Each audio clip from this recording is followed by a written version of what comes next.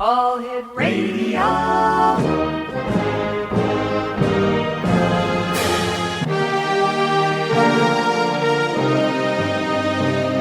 Welcome to the X Zone, a place where fact is fiction and fiction is reality. Now, here's your host, Rob McConnell.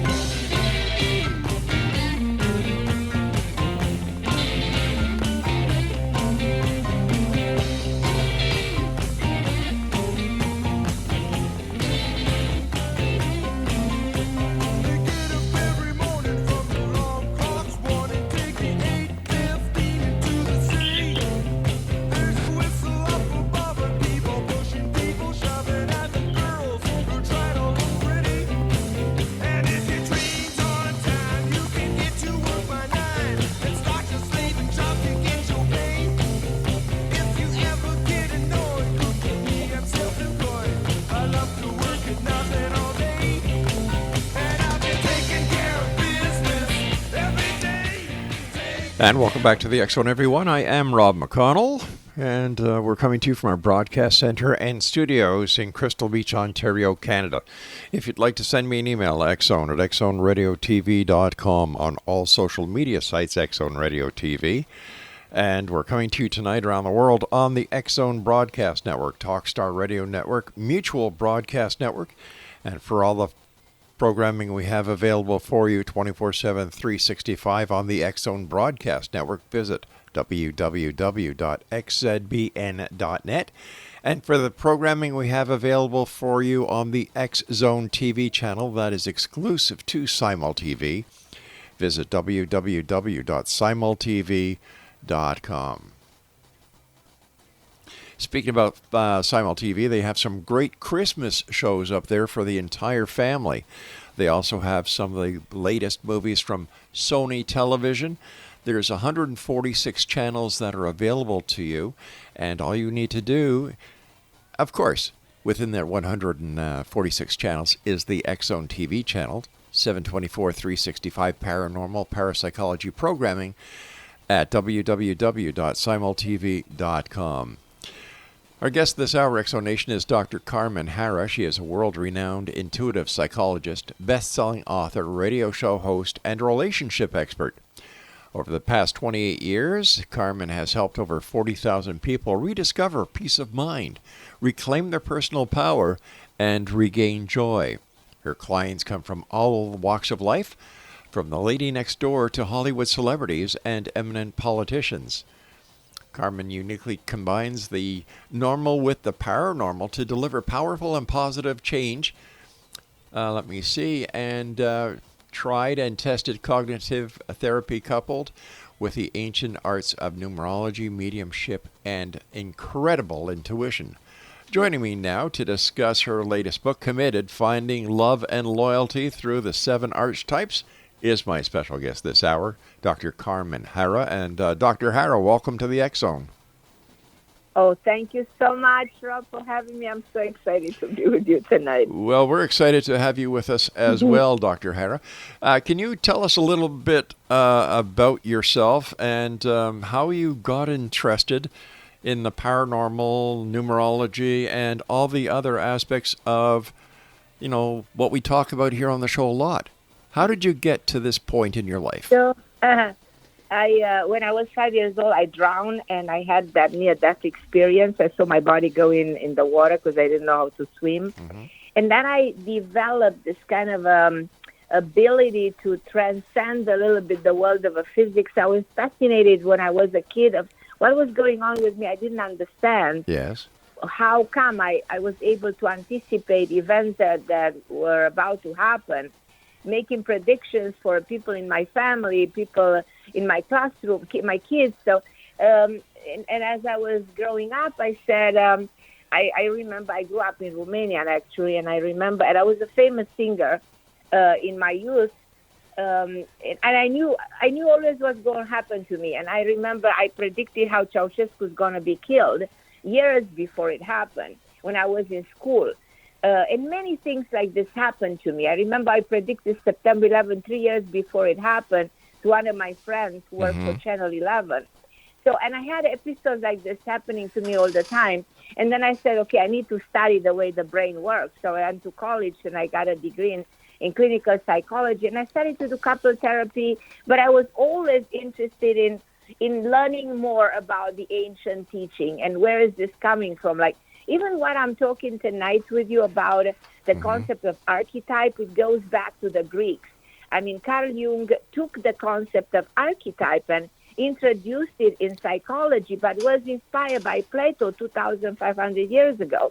By the time when Pythagoras created a concept of time, numbers, transmigration of the soul, then we're going about the idea of karma, universal laws that goes back thousands and thousands of years ago.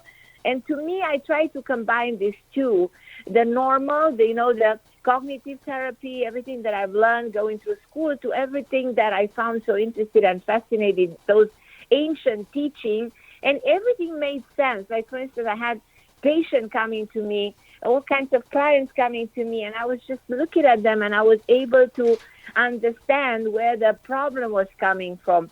Even picked up on people who died or events or situations they go through. That had a lot to do with my intuitive mind, with this ability to see beyond them.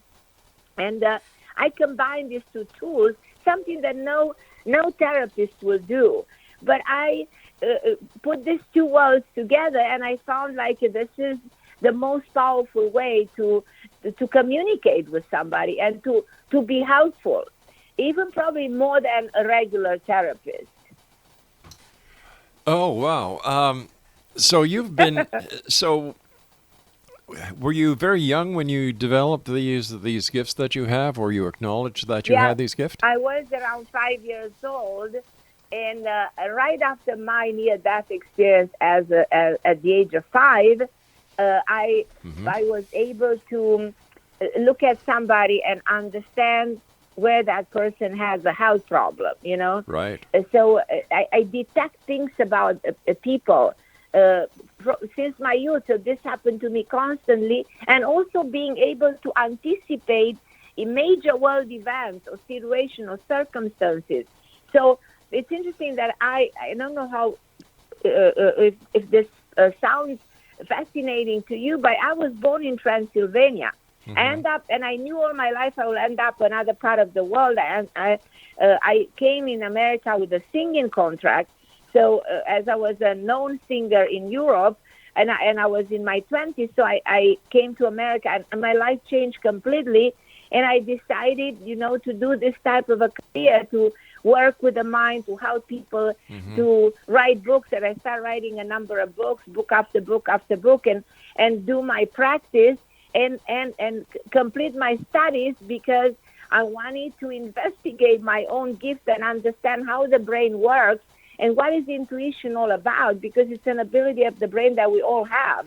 We all are intuitive, but we're afraid we don't really understand what is this all about and how the brain really functions.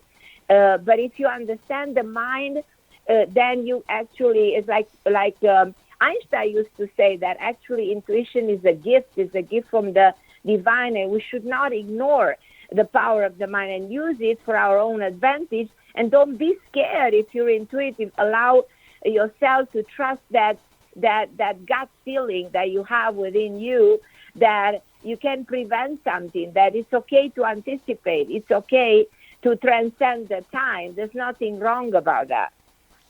Now, where did you get your degree from? So I have 2 degrees. Okay. I have 3 degrees. All right. I graduated my first college. I graduated in Babbage-Berry University. It's a college. I graduated in the northern part of Transylvania. It's a very good college, actually. Then I went to Severson Christian College in New Jersey, and then I went to Cornell University, where I got an MD in nutrition. Wow. And where did you get your degree in psychology? It's from not the most reputable school, Somerset Christian College. It's a college in New Jersey. And if I'm not mistaken, that's an internet-based college? No, it's not No? an internet-based. I really went to college. Great.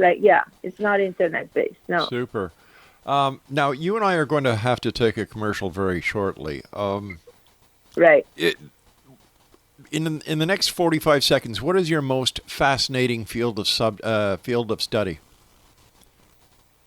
I mean, the most fascinating field of study, I think, was at Cornell. I think over there I learned more than anywhere else because I had extraordinary teachers and professors, and I've studied how you know what I mean?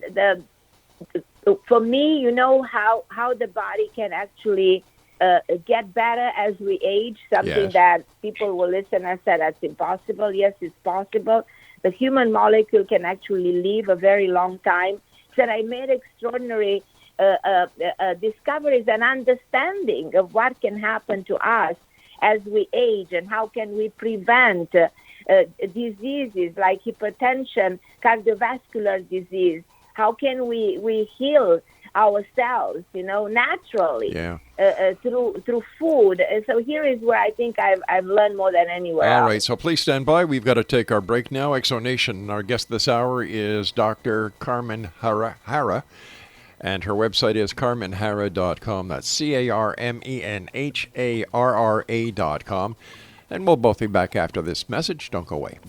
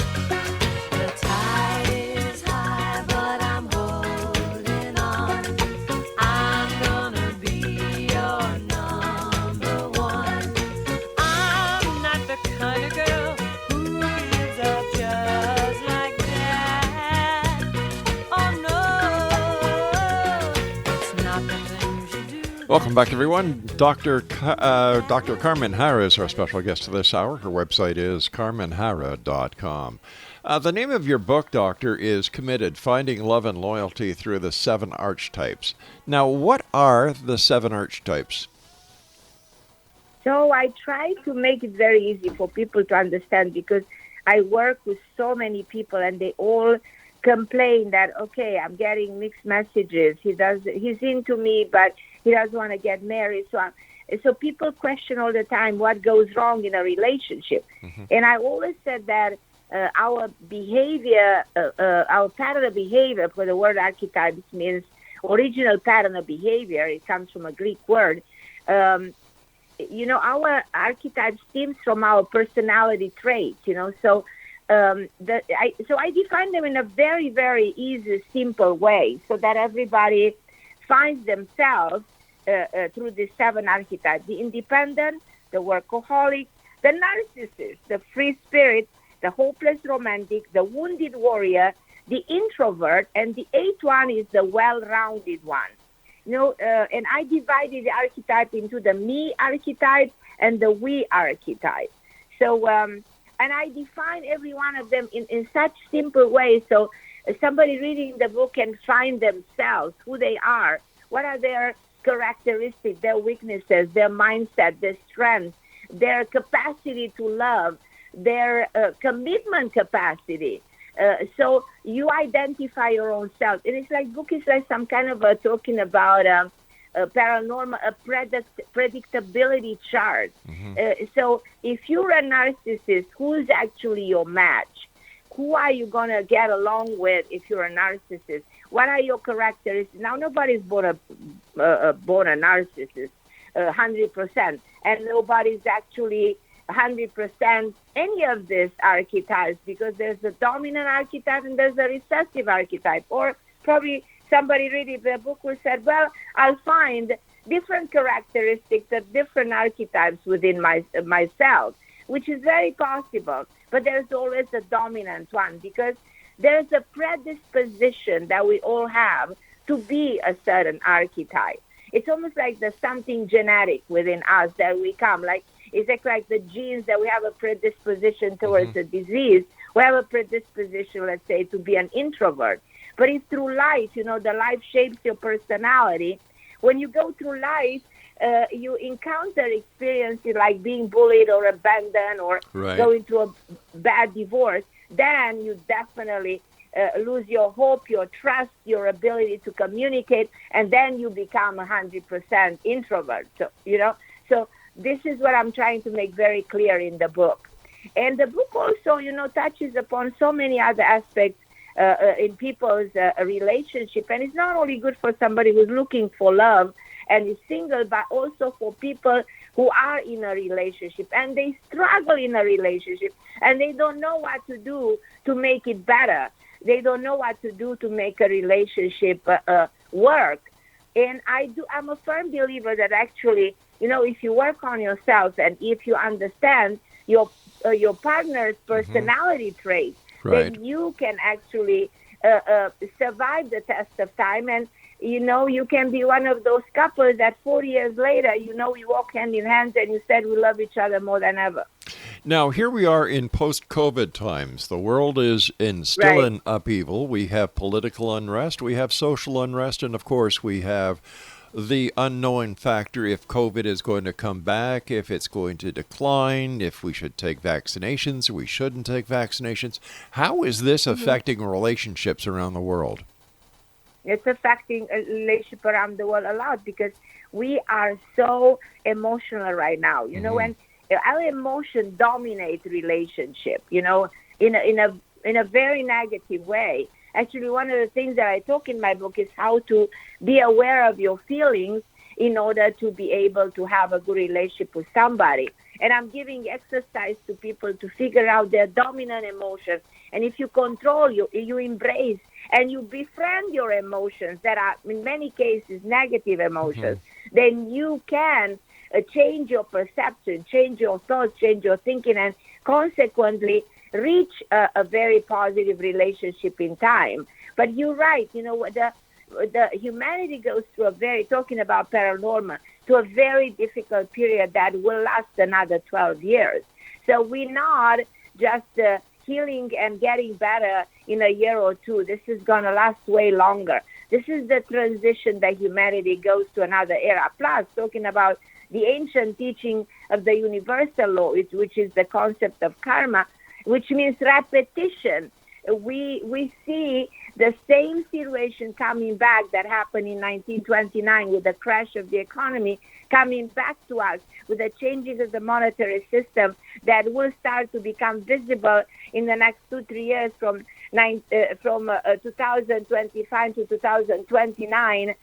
Like in a cycle, exactly when we have the Spanish flu in 1919, something like this, 100 years later, we experience a similar situation, except that this is not a flu. This is a vascular disease, and this is man-made.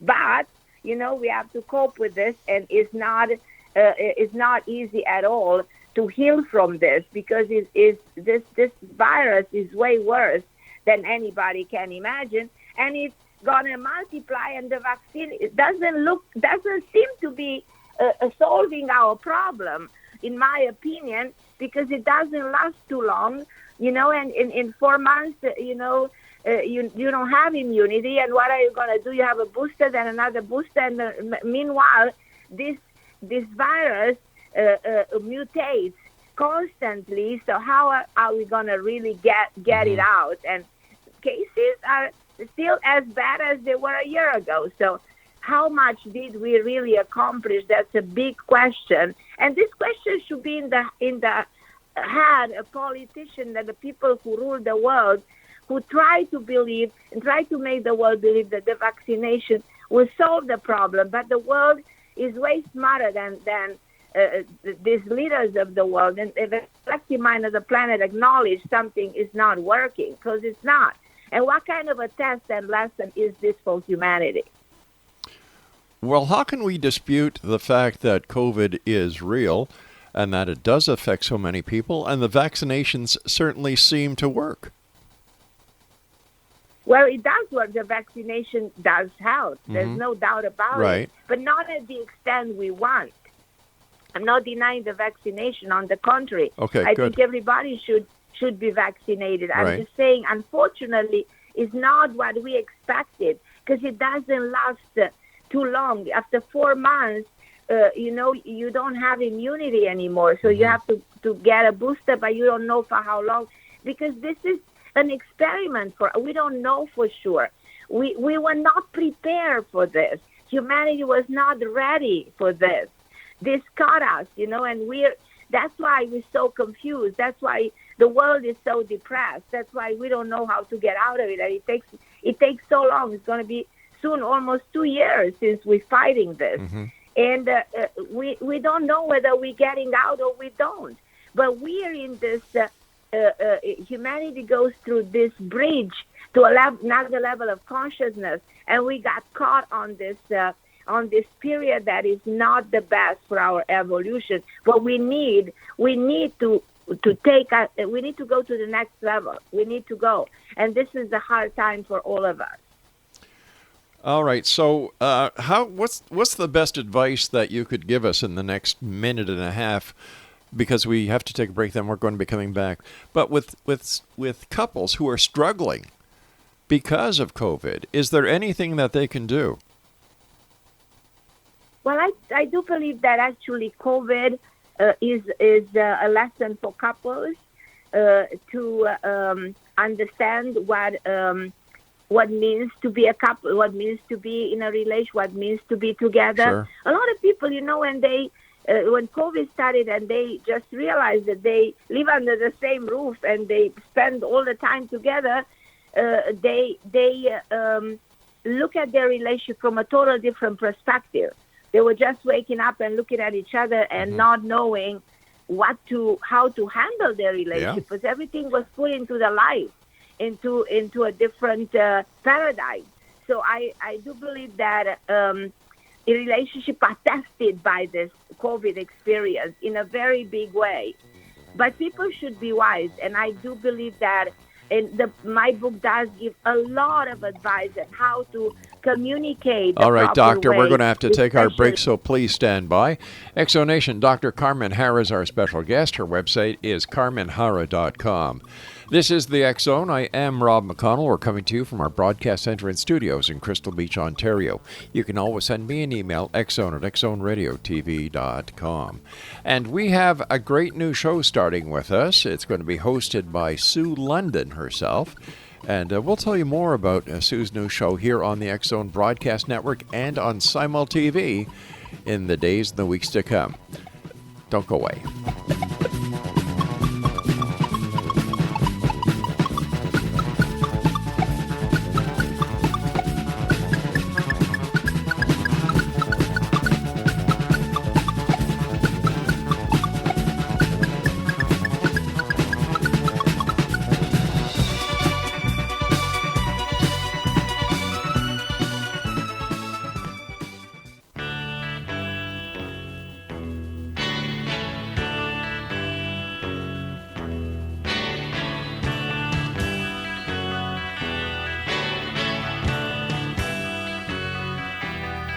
Everything turn, turn, turn.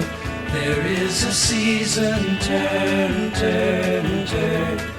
And a time to every purpose under heaven. A time to be born, a time to die, a time to plant, a time to reap, a time to kill, a time to heal. A time to laugh, a time to weep. To everything turn. Welcome back, everyone. Dr. Carmen Harra is our special guest. Her website is carmenharra.com. Doctor, you describe karma as memory of the soul. Can you tell us what you mean by this? So karma is the emotional baggage that lasts a lifetime. Mm-hmm. And if leave unpacked, it's like imagine a suitcase, and you put all your memories in that suitcase, and you carry that suitcase, and they can never get lost in an airport. So what is in that suitcase? Because sometimes you have to unpack it. You unpack and you find inside emotion like shame, fear, anger, and you examine that, and they come from pain of abandonment, jealousy, low self-esteem, abuse, and so on and so forth. And your karma is all those memories. They create your karma. It leaks into your thoughts, your behavior, your emotion, your experience that you attract and you create in your life. Everything you go through actually is deposited in that suitcase that becomes the reactive memory of your brain, which is the subconscious mind. So everything is deposited in one hemisphere of your brain and stays there.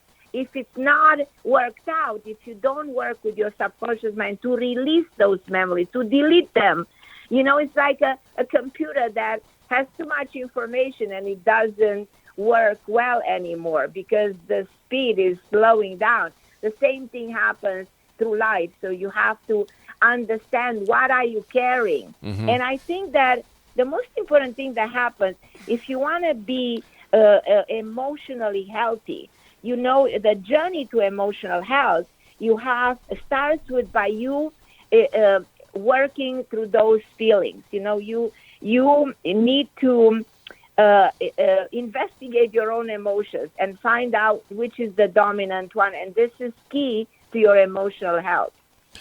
The way that we're brought up by our parents, does this play a major part on how we turn out and how we react throughout the rest of our life? Is what happens as a child part of this baggage, the luggage that we carry? Absolutely, yeah. Absolutely. Like Freud used to say that everything goes back to that time in your life. When you actually create the first karmic imprint, the first emotion, the first thoughts, the process of thinking starts there, and the first imprint in the cell memory starts there. And if the imprint is a negative one, think of the child that has been abandoned or abused, those memories will stay there forever. And that person needs to do a lot of therapy and a lot of work to delete those experiences and redefine himself and reach that moment of being emotionally healthy. Some people work for the rest of their lives, and they can never get to that stage of being emotionally healthy. Well, isn't it possible for the person to recognize these problems that they're having and work through these problems themselves? It's possible, absolutely. It's very possible, because if you do your inner work and you acknowledge what's going on with you, and it's all awareness. You build that awareness and you say, well, I have this problem. I acknowledge how I behave, how I react. I know where is this coming from. And I go back in time and I've been abused, or this experience happened to me. And I am letting go. The word forgive that we use so much, which means letting go, detachment. If we practice forgiveness, if we practice detachment, we can heal on our own. We don't need, anybody else to guide us. We don't need any therapy. So let me see how I can phrase this right. So what we are going through today with COVID and the social unrest around the world, it's going to leave an imprint on everyone who is living through this. So how do we get rid of this problem, the COVID effect, as I like to call it?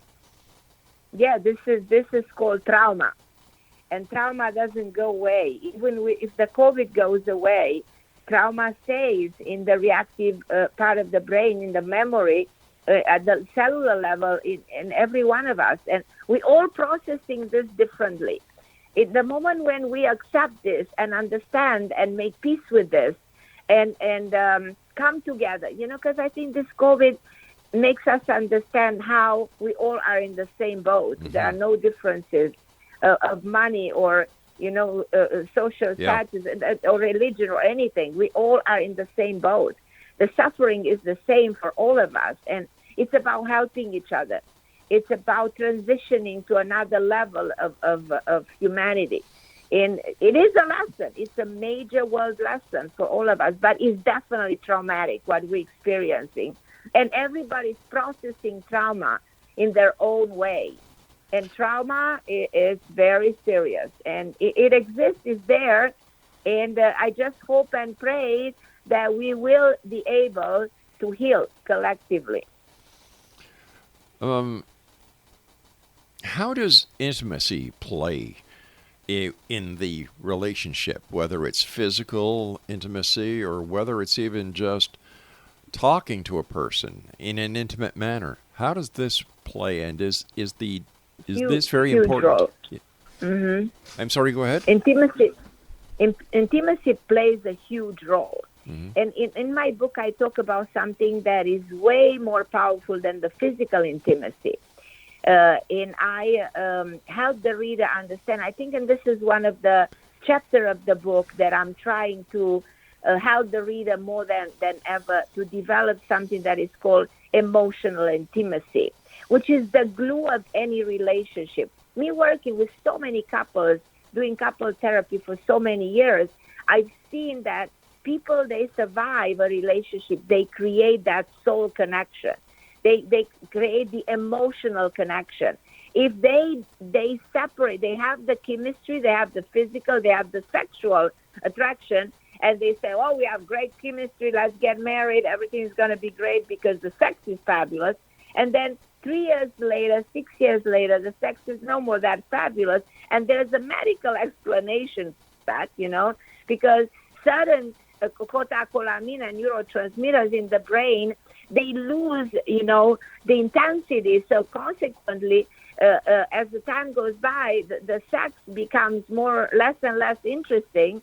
And this is why couples complain all the time. Well, we don't have the same sex we used to, but whatever's going on, I guess it should be the same and it shouldn't be this way, actually. And for this, I would want to probably write another book on the sex topic, because this is what people complain all the time.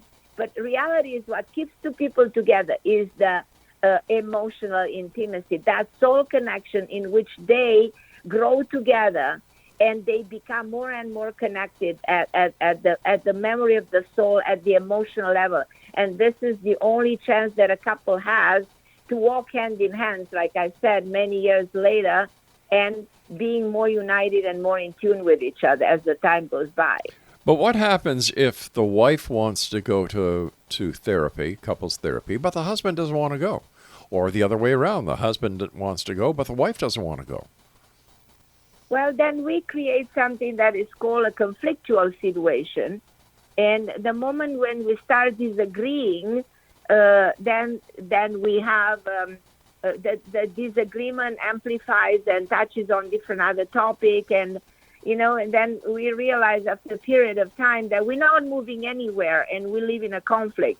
And I don't suggest that. I want people to come in alignment and agreement if they want to have a successful life together. But what happens if there's children involved? The children, as we talked about earlier, are absorbing the problems that they're watching and feeling between mom and dad. So how do we protect the children in a case like this where either one parent does not want counseling and it is totally affecting the children? I work with a lot of couples in which I've seen the kids suffering. Kids, even the kids, I had cases in which the kids were begging the parents to split and go separate ways. Because the parents were fighting so much, sometimes for just irrelevant situations. Right. And no therapy can solve when the situation becomes very conflictual. it doesn't even matter because, it's very hard to heal. And those that actually suffer the most for the rest of their life are the children, because those imprints are reflected in their lives later on. As I said, in that part of the memory of the brain, those cells will stay, and that they get activated. That's why somebody who has been abused physically, mentally, emotionally at a certain point in their life, and they develop some kind of amnesia. All right, doctor, I have to cut you off here because I do have to take my hard breaks. So please stand by. Exonation, Dr. Carmen Harra is our guest. www.carmenharra.com. That's www.carmenharra.com. And we'll both be back as we wrap up this hour here in the X Zone on the other side of these short messages. Don't go away.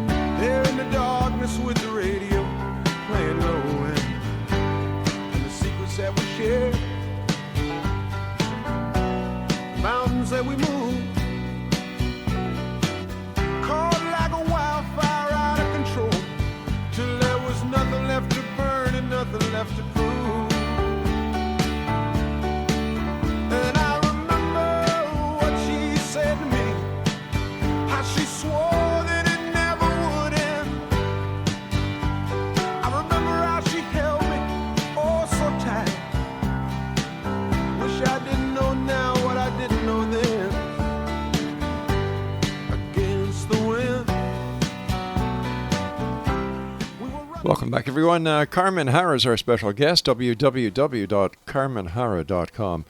Dr. Harra, how has the internet and online dating, online cheating, virtual reality affected relationships in our society today?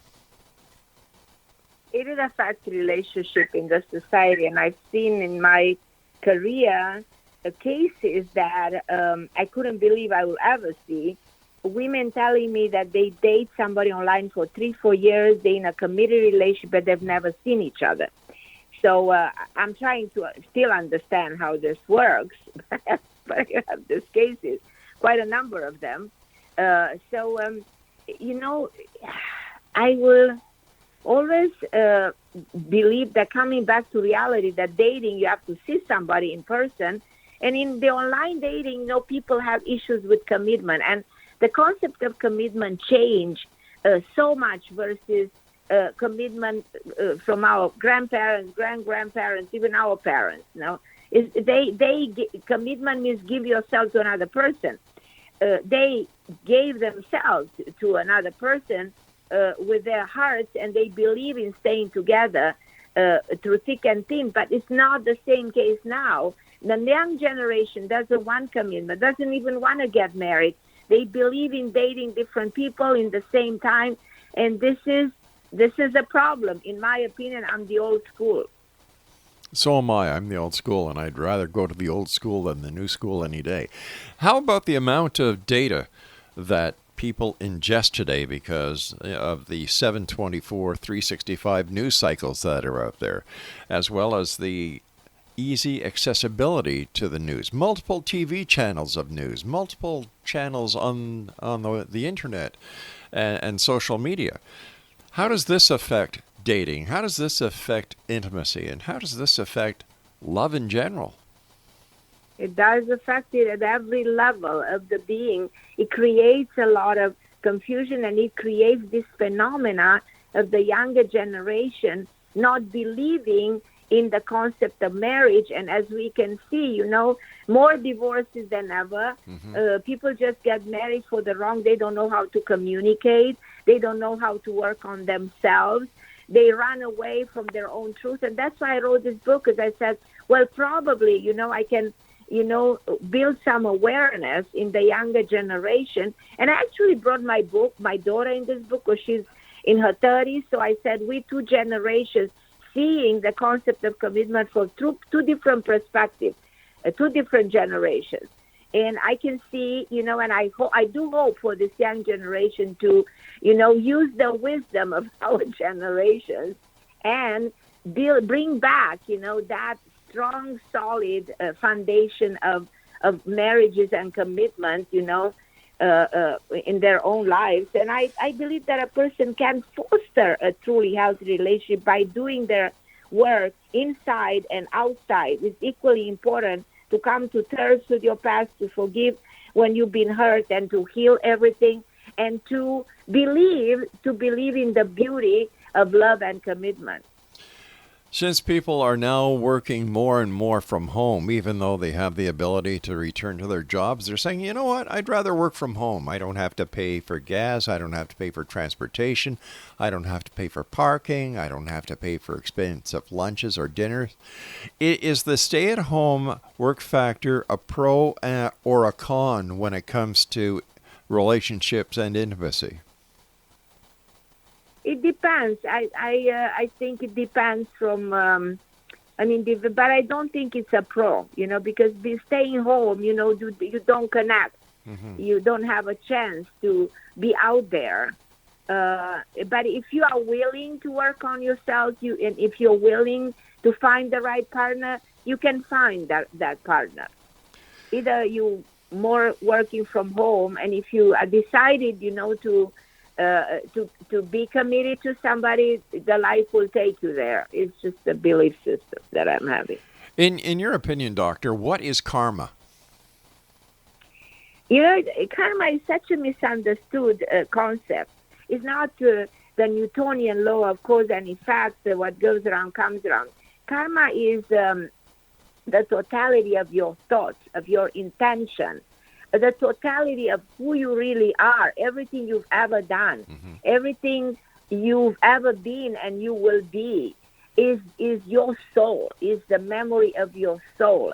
And that's what you operate on. Everything that exists within you is the baggage that exists you, is that cell you're coming from that has an imprint of everything of you, from the genetics into the quality that shapes your personality, your skill, your abilities, and everything that makes you the person who you are and you are meant to be. Dr. Harra, what are your final thoughts? What is the message that you would like to give tonight to the X-Zone Nation around the world? My message is let's be good to each other. Let's redefine, our world. And it might sound probably too futuristic or impossible, but it is possible, because I think this COVID is given to us in a way, and we need to learn that from this experience, that we are powerful together, that we will transform this world, and we will evolve through pain and suffering. You create a miracle of life. Dr. Harra, I want to thank you ever so much for joining us tonight. And X-Zone Nation, if you would like to contact Dr. Harra, visit her website at www.carmenharra.com. That's www.carmenharra.com. I'll be back on the other side of this commercial break with the news at 6.5 minutes past the top of the hour as the X-Zone continues with yours truly, Rob McConnell, from our broadcast center and studios in Crystal Beach, Ontario, Canada. Don't go away.